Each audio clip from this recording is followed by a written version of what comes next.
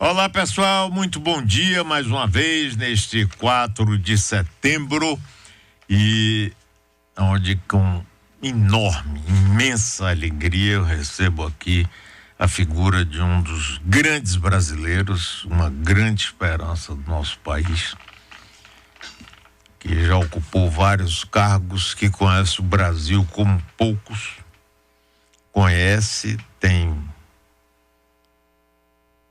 inteligência, conhecimento, vivência, experiência em vários cargos que ocupou e que mais uma vez está aqui na luta política pelo nosso país, que é o meu querido amigo, ex-governador, ex-ministro, ex-vice-presidente nacional do PDT, prefeito de Fortaleza e muitas outras coisas, Ciro Gomes.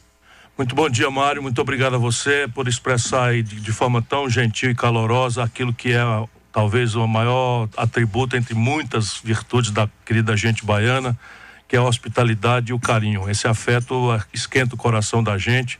Eu estou aqui agarrado na luta. Estou chegando de Serrinha, fiz uma palestra ontem, reunindo vereadores, estudantes, professores e empreendedores, pequenos, médios empreendedores da região, né, do Cisal, aqui na nossa querida Bahia, dando sequência à minha luta. Eu acho que cada brasileiro que tem a condição tem que ajudar o país a, primeiro, entender esse drama terrível que nós estamos passando e, em segundo lugar, construir caminhos, porque não é possível deixar que a desesperança tome conta, especialmente da nossa juventude.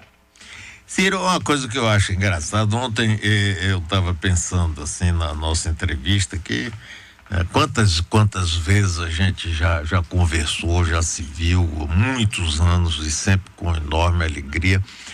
Aí eu pensando o seguinte, tem gente no Brasil que diz assim, não, mas olha, Ciro é muito bom, ele é muito inteligente, ele conhece muito o Brasil, mas ele é um centro muito estourado. Eu digo, então o governo que está aí é o quê? É atômico? É bomba de hidrogênio? As pessoas que dizem isso, elas não têm culpa, não é? Todo político é um ser humano, não existe esse negócio de anjo, não existe esse negócio de herói. Isso tudo é uma grande mistificação que os políticos nós mesmos produzimos para iludir as pessoas. E eu faço um outro estilo.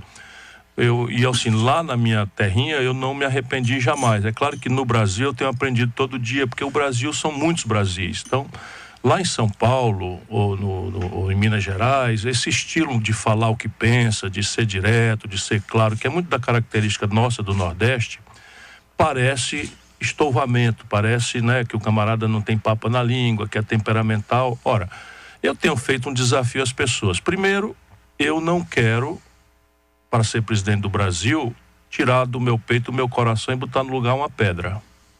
Todo dia de manhã eu acordo e o único sentido de eu ainda estar nesse ramo podre, que é em que se transformou a política brasileira, é minha confiança no povo. E a minha confiança no povo não caiu do céu. Eu venho de uma luta, de uma história de vida em que eu fui o governador mais popular do país, o prefeito de capital mais popular do país, eu servi ao país como ministro da Fazenda, e aí é o outro argumento. Que dia que eu ocupando tantas e tantas oportunidades, em que dia eu malversei essa oportunidade? Que dia eu fui atrabiliário? Agora tem uma entrevista do Bolsonaro na televisão, no jornal Folha de São Paulo, agorinha mesmo, eu fico lendo as coisas na hora para não perder o passo, porque as notícias são tão frenéticas no Brasil. E o Bolsonaro despudoradamente está anunciando que vai apropriar a Polícia Federal, e evidentemente que a razão aí é para proteger o filho, que está enrolado até o gogó com o negócio de desviar dinheiro do gabinete e com as milícias do Rio de Janeiro. Se a gente não disser essas coisas, como é que o povo vai saber? E eu não tenho rabo de palha, né, Mário? Eu tenho 40 anos de vida pública, nunca respondi por um mal feito, nem para ser absolvido. Nada mais é do que a minha obrigação. E a minha obrigação é ajudar as pessoas a entender o que está acontecendo. Claro, eu agora não tenho mais os 30 e poucos anos que eu tinha quando eu fui ministro da Fazenda, agora eu tenho 61. E o cabelo vai ficando branco, vai fugindo da cabeça, a gente vai ficando um pouco mais sereno. Uma coisa é essa, um pouco mais sereno, a visão mais equilibrada, o aprendizado, né, vai aumentando, mas eu não serei jamais um vegetal para assistir um jovem negro, de jovem mesmo, que estava pegando uma barra de chocolate, roubando uma barra de chocolate, ser amarrado e chicoteado como se nós estivéssemos em pleno século XVII, século XVIII. Isso é uma coisa que no meu coração, eu só não chamo de filho da puta quem faz um cara dentro, porque eu agora sou um cara sereno, equilibrado. Mas francamente, o que é que alguém pensa disso? Você imagina se é meu filho, eu fico sempre pensando nisso, se é meu filho. Eu estou educando ele não pode pegar o chocolate, mas o filho da pobreza está com fome. O filho da pobreza é todo dia ouvindo falar, compre, compre, compre, e não tem o dinheirinho para comprar. Aí pega um negócio desse, podia chamar a polícia, chamar sei lá quem, o conselho tutelar. Não, amarra o menino num negócio e chicoteia, eu vi a fotografia. Então o que a gente faz? A gente fica frio diante disso, bota isso na estatística? Não, então vamos achar outra aí, porque eu sou assim mesmo. Eu obedeço ao ditado da minha consciência. Ciro, me diga uma coisa. Nós estamos vendo aí 8 meses, 9, entrando no 9º mês do governo de Bolsonaro. A popularidade dele se desgastando cada vez mais. E, de outro lado, eu acho que há pouca reação ou pouca saída para uma situação que, vamos supor, que se agrave ainda mais, não é, esse comportamento dele, que a economia não reaja, não é, como é difícil reagir uma economia no meio de tanta turbulência. Sim, e aí, do ponto de vista institucional, o que é que pode acontecer? Hoje nós temos um problema muito grave, que é a desmoralização muito veloz, muito acelerada de um presidente recém-eleito. Porque eu não sou daqueles que quer ver o circo pegar fogo para rir da cara do palhaço, não é? O presidencialismo tem esse defeito grave. Ele não é o parlamentarismo que ontem o primeiro-ministro da Inglaterra perdeu a maioria, das duas uma, ou ele vai ser objeto de uma moção de desconfiança ou vai convocar eleições antecipadas na Inglaterra. Porque o parlamentarismo ele tem esse dispositivo rápido, não é, de chamar o povo para arbitrar as crises. O presidencialismo não, você você toma uma decisão que vale por 4 anos. O impeachment não pode ser utilizado como foi, por exemplo, para enfrentar o péssimo governo que a Dilma fazia. Por quê? Porque o impeachment é um remédio muito amargo para punir crime de responsabilidade cometido, vamos dizer, dolosamente, conscientemente. Quando você usa esse expediente para caçar um mandato que foi dado pelo povo, ainda que 70% seja contra o presidente, foi o caso da Dilma, 30% se sentem lesados e passam a não acreditar mais no jogo da democracia. Eu tenho frequentado a discussão aí de um certo bastidor, que nós estamos muito preocupados no Brasil, com as pessoas que têm responsabilidade com o país, e há um certo consenso de que não é o impedimento do Bolsonaro a melhor solução para o grave problema. Entretanto, todo mundo está percebendo que um presidente ao 8º mês já está com a erosão da popularidade, a condição de confiança popular, nos limites que nunca vimos na história do Brasil. Então, como é que nós vamos sair disso? Nesse momento, a decisão é de duas naturezas. Aquilo que eu possa influir e participar. O fazer do Congresso Nacional uma instância, pouco importa, vamos dizer, a agenda conservadora que a maioria faz, mas nós estamos falando aqui da centralidade da crise institucional potencial do Brasil. Então, a primeira grande tarefa é obrigar o Bolsonaro a jogar o jogo dentro das regras da democracia e do Estado de Direito. Então, isso tem coisas, por exemplo, que o grande público não sabe, mas o Bolsonaro apalavrou com o Trump, envolveu o Brasil, ali no 2º mês de governo, envolveu o Brasil numa escaramuça, numa guerra com a Venezuela. E houve um grande movimento de bastidor, os militares participaram e o Rodrigo Maia deu uma declaração, lembrando, o Rodrigo Maia é o presidente da Câmara, todo mundo sabe, lembrando que quem declara guerra a um país externo é o Congresso Nacional e não o presidente da República. Isso aí obrigou o Bolsonaro a recuar desse desatino. Então é um exemplo prático. O outro exemplo não é consenso, mas parte importante de nós, vamos trabalhar para conter danos, para atenuar os danos. Então, por exemplo, hoje nós temos 80 mil bolsistas do CNPq, do Sistema de Pesquisas do Brasil, que vão ficar sem pagamento da bolsa. Isso custa 300 milhões de reais. Evidentemente que 300 milhões de reais para um país como o Brasil o brasileiro que está nos ouvindo aqui na sua emissora, saber que isso é um centavo para um país como o nosso. Só para você ter ideia, o Brasil tem hoje quase R$1 trilhão no caixa do Tesouro Nacional e não está podendo aplicar esses recursos por causa da estupidez que foi a tal emenda 95 feita lá no Michel Temer, governo Temer, e que nós vamos ter que revogar, adaptá-la, sei lá o quê, enfim. Mas nesse momento a contenção de danos faz com que a gente foque nisso. Tem que pagar a bolsa dos pesquisadores, senão você vai deixar 80 mil cientistas brasileiros sem poder pagar comida, e muitos deles estão no estrangeiro. Isso não tem nenhum cabimento. Não, e com o dano que vai se refletir durante anos e o dano é mortal, porque um país que não investe na ciência, na tecnologia, é um país condenado ao atraso e ao fracasso econômico. Então, eu estou dando 2 exemplos. Um é conter o itinerário do Bolsonaro. Você tem outras coisas contemporâneas. Por exemplo, o Bolsonaro está anunciando despudoradamente a manipulação da Polícia Federal. E aqui a gente tem que ter clareza. Quem chefia a Polícia Federal é o presidente da República. Não tem nenhuma dúvida disso. Ele foi eleito, ele tem autoridade para chefiar. Mas trocar o superintendente da Polícia Federal porque estava investigando o envolvimento do filho dele com corrupção e com as milícias do Rio de Janeiro, isto já é obstrução da justiça, já é crime.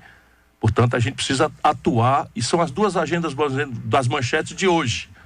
E esse é o nosso dia a dia, todo dia, e não falta um problema. Estamos criando fóruns, né? Ainda agora em São Paulo, anteontem, criamos um frentão aí com 16 partidos, esquecendo esquerda, direita, desde que tenham esse compromisso, né? De obrigar o jogo a ficar dentro da regra da democracia, enquanto nós defendemos uma mudança de política econômica, que é o mais grave no país. Agora, esse movimento teria como base de sustentação o Congresso Nacional. Nós precisamos entender que o jogo institucional joga-se ali. Mas se nós entendermos que a luta dentro do Congresso Nacional é nosso único campo de batalha, como se Bahia e Vitória fossem se enfrentar todo dia na Fonte Nova, não é? Nós vamos perder. Porque o jogo ali é quase sempre 4-1. Quase sempre 4-1 quando se trata do interesse popular. Por exemplo, nós perdemos a reforma da Previdência por 4-1. Aberrações, não é que não precisa de uma reforma da Previdência, mas esta que empurraram cobrou 83 de cada R$100 do povo mais pobre, deixando os de cima até com privilégios aumentados, como aconteceu com o aumento dos militares. Portanto, a gente precisa criar outros campos de luta. E isso pede o povo na rua. Isso também já provou. Então, a crise do desfinanciamento da educação, a crise da irresponsabilidade no manejo da questão da Amazônia, tudo isso pede, recomenda, suplica, e eu imploro, né, que o povo aceite as nossas convocações dos sindicatos, dos grêmios estudantis, para a gente incrementar o protesto na rua, porque isto tem revelado força, e o Bolsonaro recuou em algumas questões quando ele viu que as ruas se expressaram de forma mais eloquente. A respeito da Polícia Federal, eu vejo aqui a manchete da Folha de São Paulo de hoje: Bolsonaro vê babaquice da Polícia Federal e defende arejada no comando. É isso. Então, repare, para que todo mundo entenda o que está acontecendo, a Polícia Federal não é encarregada ainda de investigar o filho dele. Então, o filho dele estava sendo investigado pelo Ministério Público do Estado do Rio de Janeiro. E a investigação é, como a gente dizia antigamente de forma muito vulgar, é uma coisa, enfim, que não dá para esconder. É muito claro, tá, entendeu? Hoje, o camarada que é acusado de matar a Marielle, aquela vereadora negra do Rio de Janeiro, está foragido, e a mãe e o irmão trabalhavam no gabinete do Flávio Bolsonaro na Assembleia. Esse Queiroz, que a revista Veja achou, esse Queiroz é aposentado, tem 10 mortes nas costas, aposentado da polícia do Rio de Janeiro, trabalhava no gabinete dele e movimentou mais de 20 milhões de reais, junto com o Flávio Bolsonaro, entre imóveis e transações de não sei de que e tal. E o Ministério Público do Rio de Janeiro começou a investigar com base em flagrantes vistos pelo COAF. O que é que faz o Bolsonaro?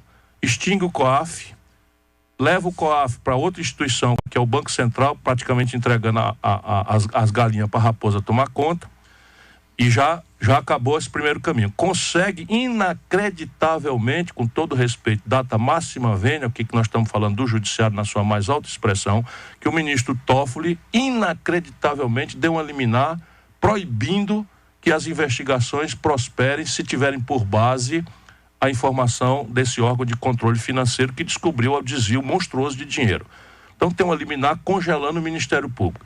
A partir das outras questões, a Polícia Federal foi chamada para investigar a investigação do Rio. Porque sabe como é o Rio? É todo mundo preso. O presidente da Assembleia, o governador, o ex-governador, o outro ex-governador, outra ex-governadora, Tribunal de Contas, todo mundo preso. Então a Polícia Federal foi chamada para investigar a investigação. Quando começou a investigar a investigação, a Polícia Federal deu de novo no filho do Bolsonaro, esse Flávio. Resultado, o Bolsonaro resolveu afastar o superintendente da Polícia Federal. As associações de delegados, etc., reclamaram. Isso é que ele está chamando de babaquice. E está trocando mesmo. E agora, veja bem, o que ele diz, que vai trocar a direção nacional da Polícia Federal e não troca. Veja o ouvinte que está nos ouvindo. O chefe da Polícia Federal, agora com a corda já no pescoço, sabendo que vai ser enforcado, fica pendurado na brocha. Eu não sei como é que essa gente não tem a dignidade de se demitir, sabe? Porque é um agente de muita seriedade. A Polícia Federal é um órgão que outrora foi muito acreditado no Brasil. E eles são acreditados porque são profissionais de alto gabarito, são concursados, não devem pagar político nenhum, e se organizam em base de mérito. Pois bem, o Bolsonaro anuncia num jornal que está autorizada a troca, e o cara fica aí. Você imagina que autoridade tem o chefe da polícia cuja demissão está anunciada e não foi praticada. É o fundo do poço. E para quê? Para proteger a corrupção e o envolvimento com o crime da família dele. Quer dizer, a Polícia Federal deveria ser a polícia de Estado e não de um governo. Tem que ser uma instituição de Estado. Evidentemente, o chefe do Estado é o chefe do governo, que é o presidente da República, que tem autoridade na hierarquia, na disciplina. Sim. Ele é o comandante em chefe. Mas na função de polícia judiciária, ela tem um exercício vinculado à lei. Inclusive por quê? Porque ela é quem cabe investigar ministro e presidente, sob supervisão e autoridade do judiciário. E nós estamos vendo essa barafunda. O Bolsonaro acha que, para além de ter sido eleito presidente, ele herdou uma fazenda onde ele manda e desmanda. Isso não vai dar certo. Isso não vai dar certo por quê? Porque eu conheço a Polícia Federal de longa data.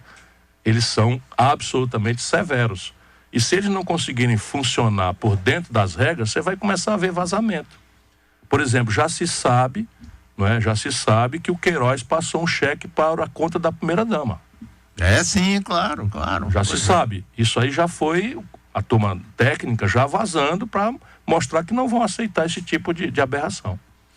Agora, eu estou conversando com Ciro Gomes. Ciro, e Sérgio Moro nessa história que chegou lá como grande figura? Ele sempre foi, né? Quando a gente vê, o Brasil é um país, vamos primeiro reconhecer o justo sentimento de aplauso que ele angariou no nosso povo. Porque o nosso povo está muito machucado de ver a corrupção ser premiada com a impunidade. E cadeia no Brasil é só para ladrão de galinha. De repente aparece um jovem juiz, né? Que bota os poderosos na cadeia, que faz e acontece, e vive de gravatinha borboleta circulando nos grandes meios, e todo dia está na televisão, etc, com aquele jeitão. Parecia que nós tínhamos achado um juiz severo. Eu, que sou já vivido, macaco velho, sei o que é aquilo, desde sempre. Quando você vê um juiz saindo dos autos e começando a se exibir, circular nos salões, ele deixou de ser juiz, é um político. É um político atrás de poder, atrás de holofote para entrar na política. Isso, toda a vida foi assim, isso não tem menor, toda a vida. E não é que eu seja profeta, é porque eu já vi o velho filme, não é? E eu comecei a dizer isso, aí eu comecei a dizer. Hoje, o que é que resta disso? Resta um cidadão que tem duas explicações impossíveis de serem dadas se a gente olhar o mundo, a experiência do mundo. Eu ando, agora, anteontem, jantei em São Paulo com Noam Chomsky. É meu privilégio, eu sou uma pessoa respeitada no Brasil, circulo no meio acadêmico internacional, tive em Harvard, etc. E ninguém compreende isso, aí seria inexplicável. Um juiz condena um cidadão, não vou nem discutir se é inocente ou não, condena um cidadão, tira ele da eleição. E no dia seguinte aceita ser ministro do outro cidadão que ganhou a eleição porque aquele outro não participou da eleição. Isso não existe em nenhum lugar do mundo. Um juiz condenar um político e depois ser ministro do político que ganhou a eleição porque aquele outro que ele condenou não participou da eleição. Volto a dizer, não estou falando se é justo ou não é justo. E depois você tem outra coisa que é escrita, Mário. O Brasil meio que está chocado, sofrido e vulnerável a essas coisas. É escrito no Código Penal. O crime de corrupção passiva fala em receber vantagem ou promessa de vantagem para si ou para terceiros, utilizando-se da posição política ou institucional que tem. Ora, vamos pensar juntos. Se o Sérgio Moro, nós tivéssemos notícia de que ele recebeu a promessa de receber um saco de dinheiro para fazer o que está fazendo, o que fez, a gente chamaria de corrupto, ninguém teria dúvida. Claro, pois bem, ele não recebeu, consta, nenhuma promessa de saco de dinheiro. Mas é público, notório e não negado, é confirmado, que ele recebeu a promessa de um cargo vitalício no Supremo Tribunal Federal. Ora, isso é vantagem. O cidadão ser juiz singular de uma vara que em começo de carreira e já tem uma promessa de virar ministro do Supremo Tribunal Federal antes das eleições, isto é uma oferta de vantagem, uma promessa de vantagem, e o nome disso é corrupção. Então veja, um politiqueiro corrupto. Ora, é tudo isso que ele queria dizer que não era. E lamentavelmente a grande decepção da maioria do povo brasileiro está se agravando na medida em que esses diálogos, essas conversas porcas estão sendo vazadas. E aí a gente precisa ajudar a população a entender uma coisa. O argumento deles é que esse vazamento é ilegal, e é mesmo. Só que nós temos duas coisas. Quem não pode usar informação privada são as autoridades. Então a polícia não pode invadir seu telefone, o Ministério Público não pode invadir suas conversas no WhatsApp, porque a lei não permite. Mas o jornalismo é absolutamente livre para cumprir a sua missão democrática, que é obter informação e divulgá-la. E isso é protegido no artigo 5º da Constituição Federal Brasileira de forma clara e explícita. Né? Ao jornalista é assegurada a ampla liberdade de expressão, assegurado o sigilo da fonte. Portanto, o Glenn Greenwald não cometeu absolutamente nada errado e não está envolvido em nenhum tipo de ilícito, porque o papel do jornalismo, tão essencial para a democracia como o ar que a gente respira, é devassar as informações e informar o povo. Que as autoridades façam aí sua tarefa. Vão lá fazer um inquérito, saber quem foi que devassou, prenda quem fez a coisa errada, etc. Mas jamais constranger o jornalismo, nem muito menos mentir dizendo que aquilo não é verdade, porque aquilo é rigorosamente verdade. E engraçado é que numa proposta que tinha sido apresentada pelo grupo lá, pela República de nas Curitiba, 10 medidas contra a corrupção. Eles admitiam. Ele diz lá que o juiz não pode, ministro não pode ir para o Supremo. Ministro do Executivo, uma das 10 medidas consideradas por ele como corrupção, é exatamente isso. Não poderia, dependendo da maluquice deles, que um ministro de Estado, tipo Gilmar Mendes, tipo Toffoli e tal, não poderia ser nomeado para o Supremo Tribunal Federal. Então, eles propõem, não é, como 10 medidas contra a corrupção, aquilo que é corrupção mesmo, né? Agora, outra coisa também é que eles ficam o tempo todo dizendo que essas mensagens não reconhecem as mensagens, mas teve uma procuradora que chegou a pedir desculpas pelo que ela falou sobre a morte dos parentes eles estão orientados por um bom advogado. Então, eles estão orientados por um bom advogado. No primeiro momento, eles reagiram de uma forma absolutamente que confirmavam com clareza a veracidade das conversas porcas deles. Mas em seguida se aconselharam naturalmente, porque tudo isso vai virar processo, né? Eles se aconselharam com um bom advogado. Então o bom advogado está querendo usar o princípio do indubio pro réu, porque no direito, que eles nunca respeitaram, na dúvida você não pode condenar. Na dúvida, o princípio manda que você absolva.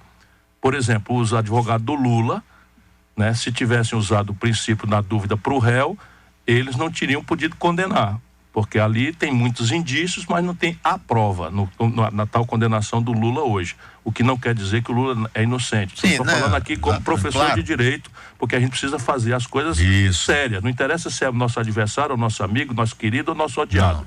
O direito deve valer para todo mundo. Pois bem, eles, né, depois de orientados, estão explorando a ideia de botar dúvida na veracidade, e isso tudo vai para processo. O que é que vai acontecer? Na hora que o advogado do Lula requerer anulação do processo, que eu já anunciei lá atrás que tudo que ele estava fazendo ia causar nulidade, o tribunal vai abrir a parte, no caso o Ministério Público, e o Ministério Público vai colocar então a dúvida. E aí vem perícia, né? E você tem condição de esclarecer. E vai ficar muito claro que aquilo não foram esses bobocas de Araraquara. Aquilo, um serviço deste fôlego. Eu conversei com o pessoal do Intercept. Eles têm 2.000 áudios. Eles têm 60 mil páginas de conversa porca. 60 mil páginas de conversa porca. Eles são decentes e éticos, eles não estão mencionando e não mencionarão conversa porca mesmo. Conversa de mulher, conversa de trairagem, de chifre, essas coisas, eles não vão falar, tá certo? E eles sabem que tudo isso é verdade. Isso é serviço de inteligência de alguma potência estrangeira. Porque esse é o velho jogo, na medida em que o Bolsonaro está se alinhando e alinhando o Brasil à política unilateral dos americanos, ele botou o Brasil no jogo dos antagonismos americanos. E eles estão aqui afofando, não tem conversa. Um serviço dessa projeção, desse fôlego, não por acaso, o Telegram é um WhatsApp dos russos. Sendo que não é dos russos, porque o cara é tão rico que os russos começaram a querer quebrar e o cara fugiu, hospedou em Dubai, nos Emirados Árabes, a base de dados dele, e mora nos Estados Unidos para se proteger com os americanos, para não acontecer o que aconteceu com o Snowden e com aquele cara da Wikileaks que foi preso, o Assange, né? Então é um jogo de gente grande. E esses é um bando de garoto boboca, no limite desse grande jogo. Hoje, aliás, nas conversas doidas do Bolsonaro, ele está dizendo aí que o Guedes era como é que era? Chucro, e que o Moro era um ingênuo. Isso é a opinião do Bolsonaro sobre os dois principais ministros dele. Sim. Ele foi eleito também no desespero da população, que estava assustada com a violência, com a corrupção. Isso. E com a economia no chão. Isso. E o desemprego. Isso. Então veja, a hierarquia, você com a sua sensibilidade e inteligência privilegiadas apontou claramente. Ele se elegeu com base em 3 arquétipos, não é? O primeiro, só vou refrasear pela ordem de intensidade. O primeiro é a economia. Porque não foi o Bolsonaro que produziu essa crise extrema que está aí. Não Vamos ter clareza. Claro. Hoje, por exemplo, tem o dado da decadência da indústria brasileira. Nós fechamos 13 mil indústrias nos últimos 3 anos. Então, todos os indicadores mostram a debacle da economia brasileira ali por 2009, 2010 e o fundo do poço com o desgoverno da Dilma. Sim, sim. E o PT quer esconder isso da percepção popular, mas o nosso povo sabe a hora que passou de 4% para 14% de desemprego. O nosso povo sabe que quando é que a tragédia começou e se sentiu enganado. É o mesmo filme, Mário, que desmoralizou o PSDB. O Fernando Henrique conseguiu a reeleição em 98, quando foi em 99 desvalorizou o real, empobreceu a sociedade brasileira e o povo se sentiu enganado, porque votou muito generosamente em favor da reeleição, por causa do real, não sei o que e tal, e o real era a paridade com o dólar, e de repente, puf, cai todo mundo, empobrece, segura na brocha que eu vou tirar a escada. Nunca mais o PSDB ganhou uma eleição nacional. A imprensa do Sul, Sudeste, todo tempo faz uma tentativa de reanimar o cadáver e tal, mas morreu. E morreu porque mentiu grosseiramente. E o que aconteceu com a Dilma? A mesma coisa. Quando o Lula governa, o Lula, porque manipulou a taxa de câmbio e porque fez uma política importante de crédito, e fez uma política importante de aumentar o salário mínimo, o Lula trouxe 40 milhões de brasileiros da miséria, da chamada classe E, para a classe C.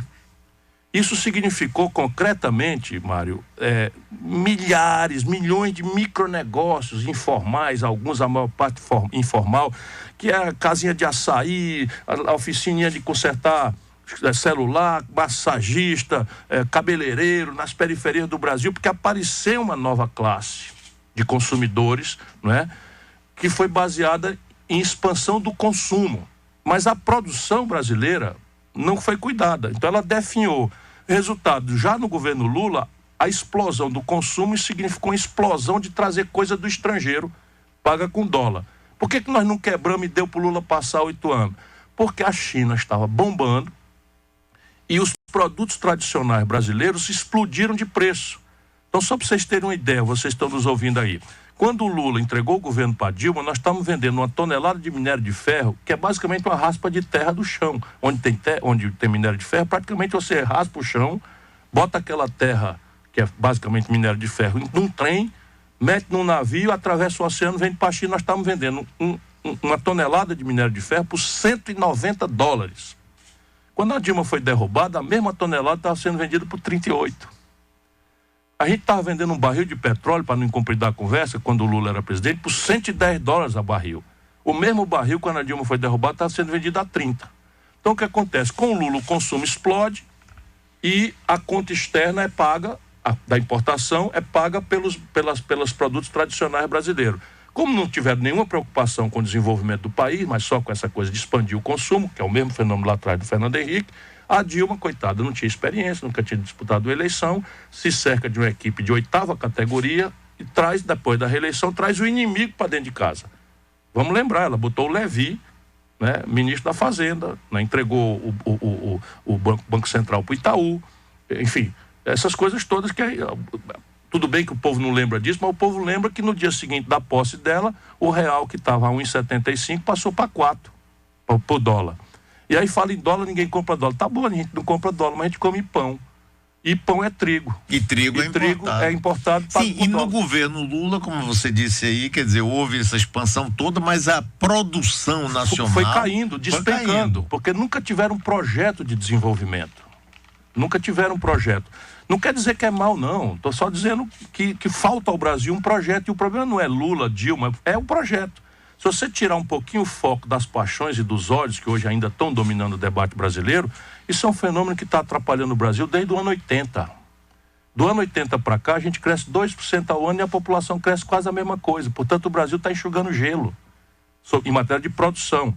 Nós estamos empobrecendo porque no Brasil, desse período, a concentração de renda passou de qualquer limite. Hoje, Mário, 5 brasileiros, 5 brasileiros têm fortuna igual às posses de 100 milhões de brasileiros mais pobres. Nós não mudamos uma linha no sistema de cobrança de imposto, que é o sistema mais injusto. Nós só cobramos imposto de classe média e pobre. O 1% ou os 8% mais ricos do Brasil não pagam nada de imposto. Só o Brasil e a Estônia não pagam imposto sobre os grandes lucros e dividendos distribuídos, né, das grandes corporações. O imposto sobre herança dos ricos nos Estados Unidos é 40%, aqui é 4%. Que loucura. Percebe? E a dita esquerda ficou no poder 14 anos e não mudou uma linha disso. E o povo sentiu-se o quê? De novo, enganado. Então, aqueles 40 milhões que subiram e passaram a poder consumir, primeiro atribuíram a sua capacidade pessoal, porque a política deles é o São Lula. Não tem uma coisa de conscientizar o povo, de organizar o povo ao redor de um projeto. Então, a gente precisa depender de um homem só. E se esse homem estiver preso, nós agora estamos toda a nação de 210 milhões de habitantes refém dessa situação, porque o nosso povo é gente boa, é grato, viu que melhorou de vida e fica os politiqueiros manipulando esse sentimento generoso. Inventaram que o Lula era candidato. Inventaram, porque todo mundo sabia que o Lula não podia ser candidato por causa de uma lei que o Lula fez, que é a tal lei da ficha limpa. Pois bem, e deu-se do que deu no Brasil. Produzimos essa aberração que é o Bolsonaro, porque no fim havia, especialmente daqui da Bahia para baixo, né? Espírito Santo, Minas Gerais, não sei o que e tal. Se o Lula aqui é bem querido, para baixo é odiado, violentamente. O Haddad foi prefeito de São Paulo, perdeu as eleições em São Paulo, na reeleição, ele perdeu para nulo e branco. Ele tirou 16% dos votos, 2 aninhos atrás. E o Lula, achando que podia fazer a mesma coisa que fez com a Dilma, dedaço, botar o cara, continuam na mesma coisa. Então a economia foi um fator. Esse foi o fator mais grave. Aí a violência. A dita esquerda também não entendeu nada do que está acontecendo com esse Brasil urbano e em que o consumismo impactou a cabeça do jovem e ele não tem renda para isso. Então o primeiro escape disso é a pirataria, é o ambulante, é o comércio informal, enfim... Porque o menininho quer consumir, tá a televisão dizendo compre, compre, compre, a internet dizendo compre, compre, compre, a menininha só acha bonito o garoto que tem a camiseta igual não sei das quantas, o tênis não sei de quê. Isso não é o celular hoje é um elemento essencial para a vida, e o tablet não sei o quê, papapá, ele não tem dinheiro para isso. Aí começa a pirataria, toda esquina aí tem alguém vendendo uma bugiganga chinesa, não sei o quê e tal, e depois a violência. Vamos, se a gente não tiver uma pedra no lugar do coração, e o meu coração está aqui cada dia mais caloroso por isso. se você é pai ou mãe, especialmente as famílias desestruturadas, uma mãe, 70% dos lares é uma mulher que toma conta de 2, 3 meninos sem ninguém para ajudar, e às vezes deixa o menino em casa sem ninguém para tomar conta porque não tem creche, etc. O que está na cabeça dela? Esse menininho vai ser preso ou morto pela polícia ou morto numa briga de gangue. Ela vive apavorada. Quem é que ajuda ela? Não é o governo, são as igrejas. Começaram a surgir as igrejas, né? Especialmente as neopentecostais que estão na favela, que estão ali, e a turma, a esquerda, a dita esquerda, despreza isso, colide com a moral popular, fica com essas agendas identitárias, tudo justo. Não, nós temos que ter cuidado com a diversidade sexual, também acho. Mas aí o que faz a direita? Diz assim, eles estão querendo ensinar teu menino a ser precocemente sensualizado e tal. Inventam. O kit gay, mamadeira de piroca. O Bolsonaro foi na bancada do Jornal Nacional, entregou pro Bonner. E a Globo fez de conta que aquilo não era uma grande mentira. E o nosso povo fica com medo. Então, medo justo. O que é que a esquerda fez ao longo desse tempo? Uma política de encarceramento. Quando o Lula tomou posse, nós tínhamos algo ao redor de 260 mil pessoas presas. No fim do governo Lula, nós estávamos com 760 mil pessoas presas. Essa explosão foi o quê? Foi os bandidos colarinho branco, os corruptos e tal? Não foi não. Tudo jovem, pobre, negro das periferias que foram presos traficando minúsculas quantidades de droga como aviãozinho do tráfico, porque o narcotraficante não mora na favela. Ele mora como é que chama? Na Vieira Soto do Rio de Janeiro, em Copacabana. Agora 2 do PCC, 2 graduados, foram mortos lá em Fortaleza, moravam no Alphaville, condomínio mais rico da cidade de Fortaleza. Saíam e entravam de helicóptero. E enquanto isso a meninada sendo feita bucha de canhão, botada na cadeia ou assassinada. No dia seguinte que essa meninada entra no presídio, não tendo cometido nenhuma violência, apenas essa pseudo-luta contra o tráfico perdida, eles são obrigados a um crê ou morre. Filia aqui no Comando Vermelho, filia aqui no PCC, então tá morto. É isso. E vai ser estuprado à noite. E o que a esquerda fez em relação a isso durante esses anos todos? Nada. Então vem a direita e diz, bandido bom é bandido morto. Fácil, simples, né? E o povo com medo, vítima e tal, cai nessa, mal sabendo que estão matando agora inocentes. No Rio de Janeiro, esse canalha que governa o Rio de Janeiro, que é a mesma raça. Mas né? é incrível. Desce incrível. numa ponte para comemorar a morte de um menino assim, que é débil mental. Parece um macacão disléxico, né? Um macaco terrível, disléxico e tal. Por quê? Porque ele sabe que atrás da televisão, assistindo aquele espetáculo, há um povo cansado de ficar alisando bandido, de não sei o que, de não ter uma política eficaz. E por fim, né, a questão, você falou, a economia, a violência e por fim o escândalo da corrupção novelizada. Né? Então repare, o pecado do pecador é da nossa cultura cristã perdoar. Né? A gente faz o pecado mais terrível que tem, vai lá no padre, eu pequei.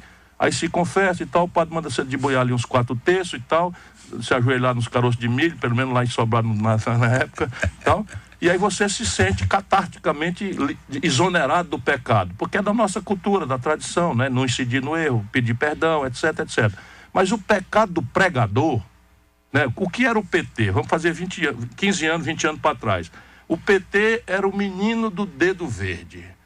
Para onde ele apontava, só eles eram os anjos, só eles eram os sérios, só eles eram os puros e todo mundo era picareta. Pouco interessa. Né? Valdir Pires, um homem qualificadíssimo, inatacável moralmente e tal, corruptão e não sei o quê, porque eles eram o PT. Aí vão pro poder, meu irmão, e a gente fica passando pano, como a gente chama lá no Ceará, ou fica alisando, porque existe uma certa memória revolucionária, meio imbecil, que não consulta mais nada da psicologia popular, de que você pode assaltar um banco ou sequestrar um embaixador para financiar a revolução.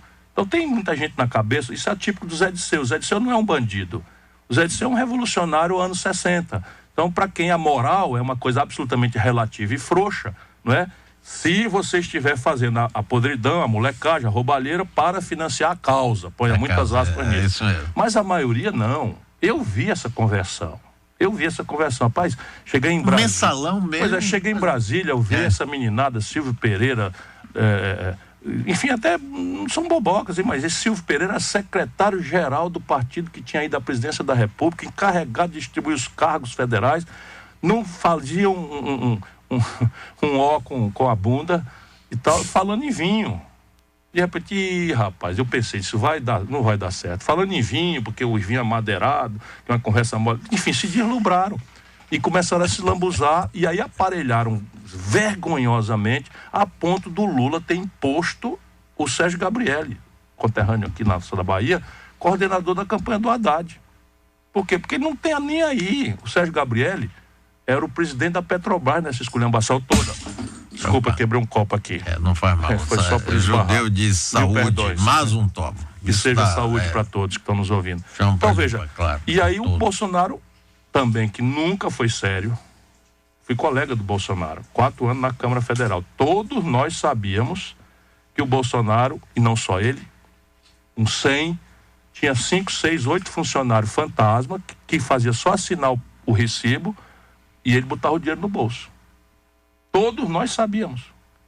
Se a imprensa quiser, os nomes estão tudo registrados. Está tudo lá, os recibos, tudo assinado. Se você chamar o cara e dizer assim, por onde é que entra no gabinete do Bolsonaro? Onde era o gabinete? Não sabe porque nunca pisaram lá.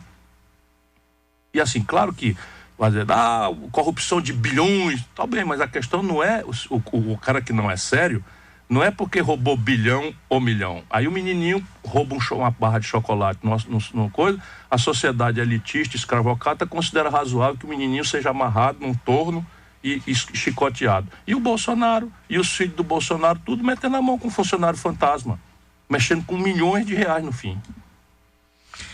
Aí chegamos aonde chegamos, Ciro.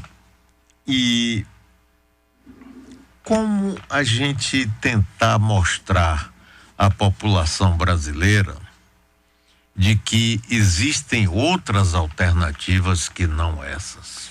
Eu estou dizendo aos meus amigos, especialmente aos jovens, a que eu estou mais fortemente dedicado, porque o que mais me comove é a desesperança entre os jovens. Os suicídios no Brasil cresceram, nós estamos no Setembro Amarelo, que é para lembrar das questões da depressão e do suicídio, virou uma epidemia. O suicídio no Brasil cresceram quase 4% em que estão caindo no mundo, cresceram quase 4% no Brasil. E evidentemente que isso é só um extremo, mas o desalento, a descrença na política como linguagem da democracia, isso é o maior mal que está acontecendo no Brasil. O resto tudo a gente dá um jeito se o povo não perder a crença. E eu acho que a gente só enfrenta isso com 3 questões. Uma, a ideia. O Brasil não precisa passar pelo que está passando. Por exemplo, toda a lógica dessa gente é que o Brasil está quebrado, não tem dinheiro para nada, e que nós temos que exigir do nosso povo um sacrifício, mesmo quem já não podendo dar nada tem que dar mais e tal. Isso é uma grande mentira. O déficit esse ano é de 130 bilhões de reais. Se o Brasil cobrar igual o mundo inteiro faz, em mundo inteiro, menos a Estônia, um minúsculo país do leste da Europa, o imposto sobre os lucros e dividendos empresariais das grandes corporações arrecada 70 bilhões de reais em 12 meses. Se o Brasil cortar 20% das renúncias fiscais, ou seja, o imposto devido, não estou falando de sonegação, que é outra pancada, mas o imposto devido, que o governo, para fazer favor aqui, fazer favor acolá, recebe um toco, corrupção e tal, 386 bilhões de reais. Se a gente tirar 20%, dá mais 80 bi. 8 e 7 e 15 já sobrou 20 bi. Já sobrou 20 bilhões do déficit. Se a gente cobrar metade do que se cobra das grandes heranças, esqueça a classe média que não tem mais nada para dar, porque já está pagando, além do que devia pagar, no imposto de renda muito irregular, e não pagar dobrado para viver, porque não recebe nada do governo em troca, porque não acredita na escola pública, paga mensalidade escolar, não acredita na saúde pública, paga plano de saúde cada vez mais abusivos, e crescentemente está onerado em segurança, quem pode estar blindando o carro, quem não, enfim, está pagando condomínio cada vez mais caro por causa de segurança, etc, etc. Então, esqueça a classe média. Só 1% dos ricos no Brasil, a gente arrecada mais 28 bilhões por ano. Então, eu sei onde o dinheiro está. Para resolver em 12 meses. Em 12 meses. Isso o país sem começar a crescer. Se começar a crescer, começa a sobrar dinheiro. Ninguém duvide disso. Portanto, a ideia é o que tem que ser discutida. Segundo, ideia sem exemplo é conversa mole de político. É preciso sair e ter humildade para entender que o povo tem toda a razão de não acreditar mais em P nenhuma. Isso. Agora, se você seguir da ideia ao exemplo, aí você consegue adquirir autoridade moral. Por exemplo, O estado do Ceará é um estado muito mais pobre do que o Rio de Janeiro. É um estado muito mais pobre do que São Paulo. É um estado muito mais pobre do que Rio Grande do Sul. Muito mais pobre do que Minas Gerais. Para bem dizer, é um dos estados mais pobres do Brasil. Faz 30 anos que a gente não fala em atraso de funcionário. 30 anos, não conversamos sobre isso. Não conversamos sobre não reajustar salário, não tem essa conversa. E somos hoje o maior investimento por cabeça do Brasil. Passamos a primeiro lugar do Brasil em investimento por cabeça. Se você esquecer investimento por cabeça e for em termos absolutos, nós somos o segundo lugar do Brasil em investimento. Estamos avançando para metade dos nossos garotos de ensino médio para a escola de tempo integral profissionalizante com estágio pago pelo governo nas empresas. E onde eles ficam empregados porque resolve o problema de não ter experiência e ter primeiro emprego, que é o ovo e a galinha, né? Essa coisa. Então, a minha animação vem do exemplo, o exemplo moral. Todo mundo, você nunca viu um polícia dizendo, tá certo, eu sou corrupto. Você nunca viu isso. Não. Agora, olha a vida do cara, não é possível que a gente bote agora estagiários sem pesquisar a vida das pessoas. Aí temos que conversar sério com o nosso povo. Você, se tiver um filho doente, um apendicite, você não vai botar um maravilhoso malabarista para fazer a operação. Deixa eu explicar. Você vê um malabarista, às vezes nas esquinas, aí o menininho, pá, com as coisas e tal, aquilo é uma coisa que eu não sei fazer e não vou aprender nunca. Então eu acho maravilhoso o malabarista, mas meu filho com apendicite, eu não vou pedir, meu irmão, você que é um malabarista de primeira, faça aqui uma operação do meu filho. Mal comparando, mais ou menos nós estamos fazendo isso no Brasil. Se você reparar, a presidência da República não jogou para estagiário. Qual é o país do mundo que pega um camarada que nunca administrou o pé de bodega dos pequenos, uma vendinha minúscula, e entrega como primeira experiência a presidência da República? Aí a Dilma nunca disputou uma eleição na vida. Primeira eleição, presidente da República. O Fernando Henrique nunca administrou uma bodega das miúdas, primeira experiência, presidente da República. O Lula deu certo, né? Num certo momento deu certo, tá? Mas primeira experiência do Lula, vamos lá, trouxe uma experiência, foi prefeito de uma pequena cidade de São Bernardo do Campo, fez uma administração, mexeu com a educação. Não, primeira experiência, estagiário, presidência da República. E olha o que eu vi de doideira. O Lula é porque é gênio, pessoalmente, muito inteligente. É muito inteligente. E se cercou de gente muito qualificada. Mas o que eu vi de loucura, eu era ministro. Por exemplo, o Lula criou o Bolsa Família e a ordem que ele deu para criar o Bolsa Família foi entendida pelo Graziano, que, francamente, é um negócio de doido de pedra. A ordem que ele diz, vamos acabar com a fome no Brasil. Essa é a ordem, eu assisti, estava na reunião. Aí vamos tomar providência, vamos fazer e tal. Ele estava imaginando o Bolsa Família, que tem essa relevância estratégica hoje para tirar pelo menos a fome do lado de muitas famílias brasileiras. Eu estava na reunião que criou. Quando ele deu a ordem para o Graziano saiu com 10 dias, o Graziano anunciou a primeira providência: catar resto de comida dos restaurantes ricos de São Paulo para distribuir no Nordeste. E foi mesmo, eu não me lembrar disso, não é? É só ir para a internet e olhar. Aí ele demitiu o cara, tô só dizendo para ver as loucuras. As loucuras. Aí trouxe o Patrus Ananias, que é um puta de um cara, tinha sido prefeito de Belo Horizonte, tem experiência, tem comprometimento popular verdadeiro, nunca se enrolou com ladroeira de coisa nenhuma. Foi lá o Patrus Ananias, que é anônimo, ninguém se lembra, e o Patrus Ananias transformou a ordem do Lula nessa realidade importante, que é a política social de maior êxito no mundo, não é? De acabar com a fome. Claro que o que emancipa uma sociedade não é uma política social compensatória, é o emprego decentemente remunerado. Isso é tudo que o Brasil não tem, e o Lula também não teve política para fazer, não é? Embora o desemprego tenha caído, porque a economia cresceu puxado pelo consumo insustentável, como eu já falei na pergunta anterior. Então, a gente precisa fazer isso, exemplo. E terceiro, militância. Porque os políticos são preguiçosos, Mário. Os políticos, eles só falam com o povo na véspera da eleição. Acaba a eleição, some tudinho. E falam com o povo pelas televisões. Ora, as televisões são propriedade de 5 famílias e uma igreja. A mídia dita nacional são 5 famílias que jantam em São Paulo ou no Rio de Janeiro e combinam. Então você tem uma mudança profunda no sistema de previdência social que mexe com todo mundo que já está velho e mexe com todo mundo que vai ficar velho, porque isso é uma lei da vida.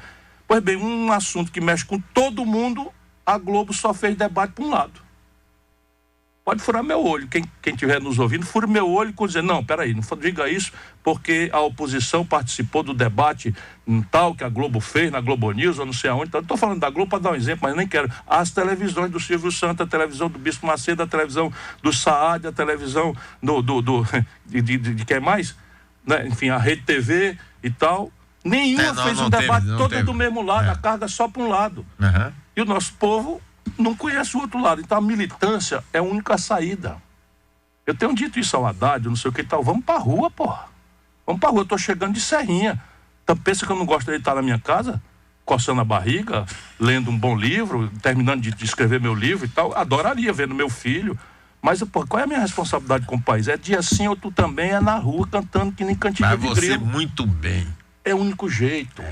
Quem ama o Brasil tem que ter ideia, tem que dar exemplo e tem que ter militância. Essas são as 3 coisas para responder a sua pergunta, embora tenha sido muito cumprida a resposta. Não, mas foi ótimo. Ciro, outro dia eu estava vendo uma coisa seguinte: várias empresas grandes, multinacionais, como a Siemens, General Electric e outras, já se envolveram em casos de corrupção.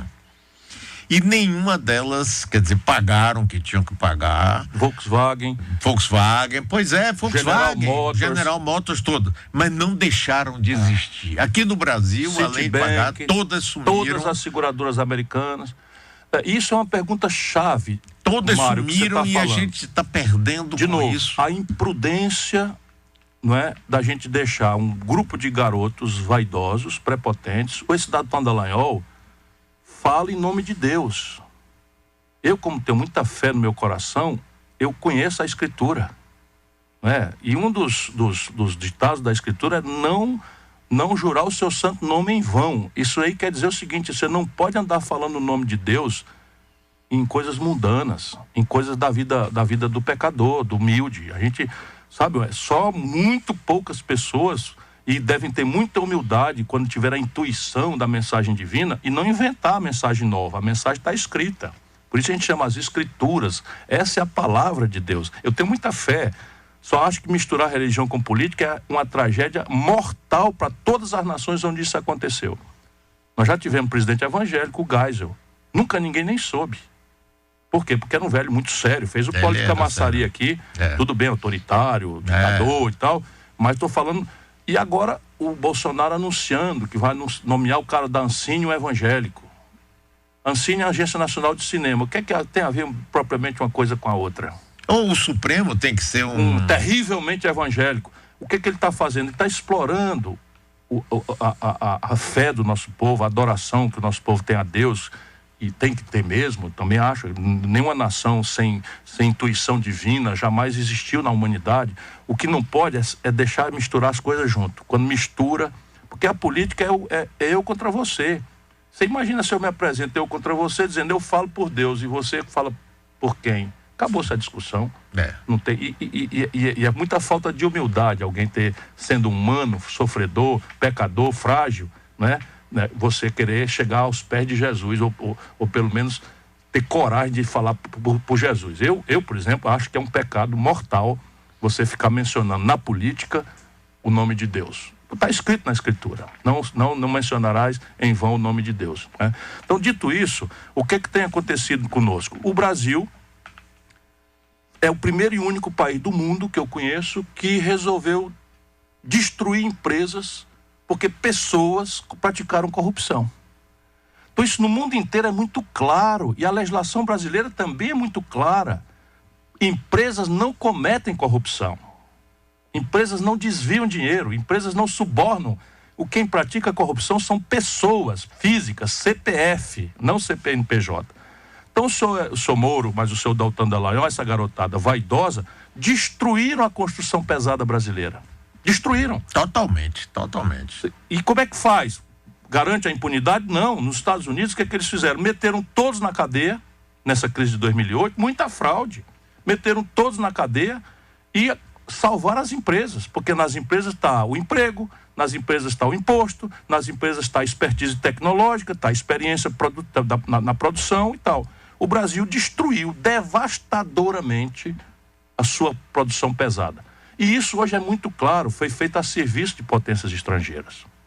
Eu não estou inventando nada, não. A nossa grande mídia, como é ligada a essa coisa, não deu grande repercussão. Mas a revista Época, que é das organizações Globo, para a gente fazer justiça, publicou uma entrevista do embaixador dos Estados Unidos no Brasil, em que ele disse claramente que a Lava Jato prestou um serviço à estratégia americana, porque os americanos estavam muito preocupados com a projeção da influência brasileira nos países ditos de esquerda da América Latina e a expansão da influência do Brasil na América Latina e a estratégia que o PT adotou para fazer essa projeção fazer. Qual era? Pegar o Odebrecht com dinheiro do BNDES e projetar financiamento de metrô em Peru, metrô no Peru, de um porto no Cuba, de não sei o que e tal.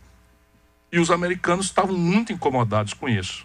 Portanto, eles encomendaram, e aí não se sabe se é conscientemente ou inconscientemente, mas eu não acredito em Papai Noel nem em mula sem cabeça, né? Não acredito em nada disso. Aí eles prestaram serviço. Então o Brasil destruiu suas empresas. Assim, mal comparando, é como se você tivesse uma vaca muito boa, que lhe dá 12 litros em 2 ordenhas por dia, e um queijinho, e uma cria por ano, e tal, e de repente pesteou de carrapato. O que é que eles resolveram? Dar um tiro na testa da vaca. Então nós estamos destruindo o sistema de petróleo e gás, entregamos a Embraer para a Boeing, né? Entregamos a Embraer para a Boeing. O sistema de gasoduto da Petrobras foram entregues aos estrangeiros. Aí a Petrobras, em 3 anos, vai pagar de aluguel aquilo que recebeu pelos gasodutos. Tudo molecagem, sabe? Tudo vagabundagem. E o discurso por cima da mesa, moralidade, punir a corrupção, botar na cadeia os caras e tal. Olha aí o que fizeram. Então, recuperaram algo ao redor de 3 bilhões de reais e destruíram um ativo de 140 bilhões de reais, esses canalhas que estão aí no poder. E agora a gente vê o posto Ipiranga querendo insistir na volta da CPMF. Mentindo, né?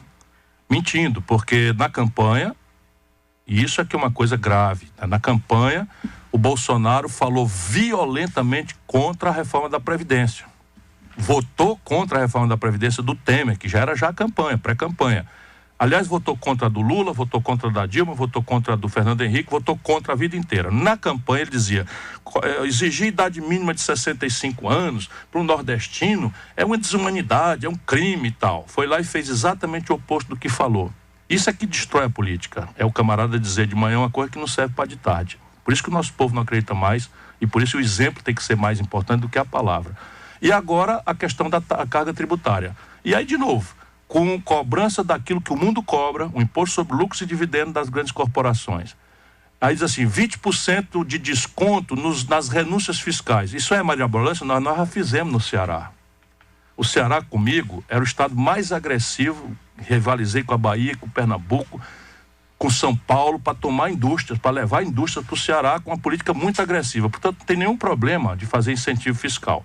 Só que uns 4, 5 anos atrás, a gente vendo a nuvem da crise, chamamos todos, nós somos coesos politicamente, chamamos todos os empresários, botamos numa sala grande, num auditório, e mostramos as contas e mostramos a nuvem da crise chegando e dizendo, ó, nós vamos, na bonança todo mundo teve um incentivo, agora na seca nós vamos precisar um sacrifício e para vocês tocou cortar 15% dos benefícios que vocês têm. Chiaram, confusão e tal, mas no fim compreenderam, porque nós fomos sérios e tal, tiramos 15% dos incentivos. Se a gente fizer isso no Brasil, com o tamanho da crise que tem, acabou-se. Nós vamos conversar agora sobre a revogação da PEC 95 para poder resolver o problema de paralisia das universidades, de corte das bolsas, né, do SUS que está em pandarecos, uma série de custeios da União Federal e a retomada de 24 mil obras paradas. O Brasil tentar na mão de gerar 1 milhão de emprego em 6 meses. Por quê, Mário? Você tem... A obra já está licitada, o projeto está feito, a licença ambiental já está feita e você está com elas paradas. E esse é um setor de infraestrutura e construção civil que emprega gente que não tem muita qualificação, nós não importamos para fazer isso, nenhum insumo do estrangeiro, está na mão fazer. Aí o que eles fazem? Não, faz a reforma da Previdência que só vai dar fruto daqui 10 anos, não tem nenhum efeito no próximo ano. Nada, nenhum, zero. Mentira, efeito emprego. Mentira mesmo. Efeito emprego nenhum, por isso. Zero. E agora, na reforma tributária, ao invés de ir para cima do 1% mais rico, a mesma coisa. Bíblia, ninguém pode servir a 2 senhores. Se você quer servir a 2 senhores, ou você serve bem a um e desserve ao outro, ou serve ao outro e não desserve a um. Está escrito na Bíblia. E eles não querem servir a 2 senhores, eles estão aí para servir aos barões, aos ricos, ao baronato do setor financeiro. A propósito, número, para a gente dar exemplo. A economia rural brasileira perdeu 3% da renda nos 8 meses de Bolsonaro. Então, pudera, com a maluquice que ele está fazendo, fechando mercados. O comércio brasileiro fechou 220 mil pontos nos últimos 3 anos.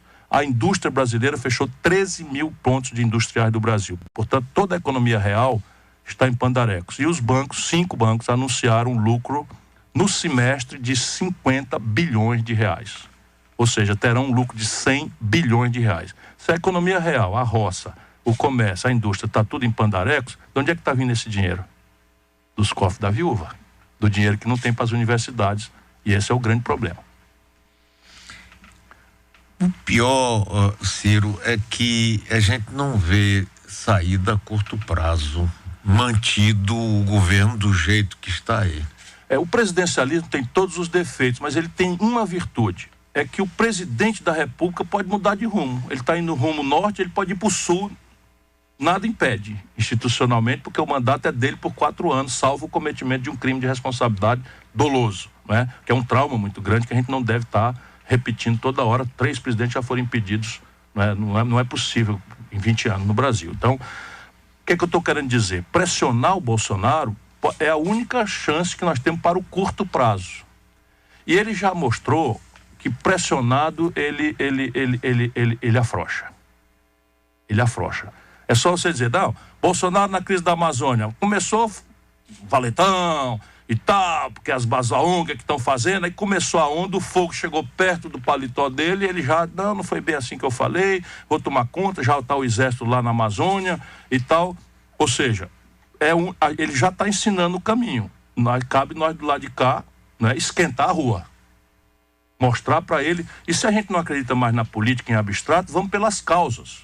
A educação, os cientistas, a universidade, a estudantada, né? Esquenta a rua. Vamos esquentar a rua. Vamos ocupar a rua. Dia 7 de setembro é dia de comemoração da independência do Brasil. E independência é uma coisa que a gente tem que construir todo dia.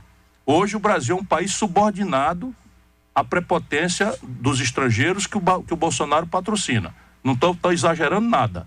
Entregou uma cota de 750 mil toneladas de importação de trigo aos Estados Unidos, expandiu agora a cota de importação sem tarifa de álcool. Toda a indústria sucroalcooleira brasileira vai começar a sofrer mais constrangimento do que já está sofrendo, porque sem nada de contrapartida aumentou a cota. O Trump comemorou no Twitter dele lá, nada. Entregou a base de Alcântara aos americanos, proibindo o brasileiro, autoridades brasileiras, de entrar num pedaço do território brasileiro. É um enclave que, se a gente consumar, nunca mais nós vamos sair dali. Eles vão sair dali. Vai ficar igual Guantánamo. Igual, portanto, a independência, dia 7 de setembro, é um dia da gente se lembrar de Tiradentes. Não estou pedindo para ninguém ser esquartejado, nem morto, nem nada, mas ele foi morto, esquartejado para defender a nação brasileira. Para lembrar de Zé Bonifácio, o fundador da nação brasileira. Então, se a gente, no Brasil de hoje, tem altura para ser um país independente, vamos mostrar isso na rua. Vamos mostrar isso na rua, vamos protestar. E esse é o único caminho no curto prazo que nos resta. Aqui tem um ouvinte perguntando como conquistar o eleitorado das classes D e E. Ideia, exemplo e militância. Nós precisamos traduzir para o nosso povo, compreender com humildade as razões do nosso povo, né? Concordar com a moral do nosso povo, ainda que a gente possa fraternalmente, paternalmente, respeitosamente discutir esta moral em relação à questão da tolerância, do respeito à diferença, mas não querer invadir, impor nossos valores identitários a um povo que está muito machucado e com uma agenda muito cruel. Muitos brasileiros que estão nos ouvindo hoje, no ônibus aí e tal, não sabem de onde vai vir o dinheiro para comer hoje mesmo. Não tem exagero não, o Brasil está hoje com 14 milhões de desempregados. 42 milhões em números redondos de brasileiros estão empurrados por biscate, que a gente chama no Ceará o bico, a atividade informal, né? Porque em alguns lugares eu me diverti que biscate é prostituição. Lá no Ceará não, biscate é atividade informal, é o camelô, é o camarada que está se virando. Né? Então 42 milhões, Mário Kertz. 42 milhões de pessoas sem proteção de nada. E aí a única proteção que as pessoas têm é o templo. Seja para adorar a Deus e pedir por um tempo diferente, agradecer o bocadinho que tem para comer, seja para o pastor ajudar a pagar a conta do traficante, senão o filho vai ser assassinado. Isso a velha esquerda brasileira não tem mais a menor noção. Amou os salões, aderiu à mordomia, à picaretagem, de alto coturno e tal. Então, a ideia, o Brasil pode ser diferente. O exemplo, passa o pente fino. Todos os políticos agora, o povo tem que passar um pente fino. Sabe quando tem lêndia na cabeça dos menininhos, da gente não passa o pente fino para tirar lêndia e tal? Hoje tem até esses remédios, creio que não tem mais o pente fino e tal, mas vamos fazer, tem que passar o pente fino, não pode botar estagiário para governar as coisas, né? Tem que exigir a experiência. Quando ele estava lá, ele fez alguma coisa parecida com as palavras bonitas que ele fala, porque todo político sabe falar palavras bonitas, senão não era político, né? Você manda fazer operação de cirurgia de apendicite para um maravilhoso malabarista. Então, essas coisas traduzir para o povo. E militância, temos que ir procurar o povo,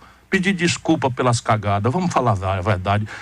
Nós fizemos muita coisa, eu estou falando nós para não botar culpa em ninguém, mas foi feita muita coisa errada desse lado, né, da política brasileira. É verdade. E se a gente não tiver humildade para reconhecer isso, não teremos mais autoridade para conversar com o povo.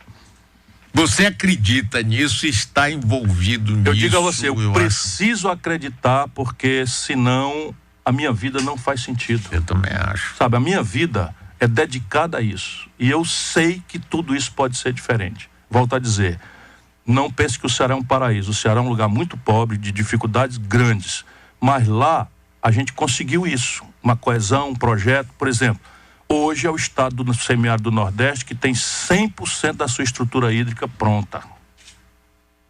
Então, se depender só de Deus e dos projetos que nós fizemos, não falta água mais nesse pedaço de chão do Nordeste brasileiro. Hoje o Ceará tem o melhor IDEB do Brasil. O IDEB é o Índice de Desenvolvimento do Ensino Básico. O melhor IDEB do Brasil é a minha cidade, onde nós começamos, Sobral.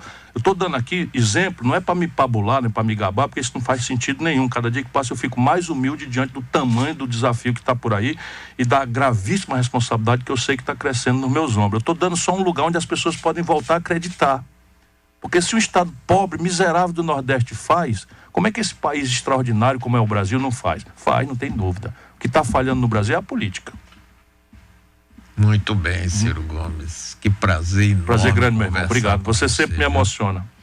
Não, aí, olha, eu estou nessa luta com você, pode acreditar. Eu acredito nisso, eu acho que é isso. E aqui eu faço a minha militância, sofrendo às vezes, muitas vezes você vem e xinga. O tempo tá duro. O tempo tá duro. Para artista, você agora invadiram um espetáculo do Gustavo Mendes, um humorista, lá em Teófilo Otoni. Vou falar aqui para a gente dar exemplo. Você, jornalistas que criticam, cumprindo seu dever, né? São demitidos, e não são demitidos pelo governo, não, são demitidos pelos empresários de comunicação.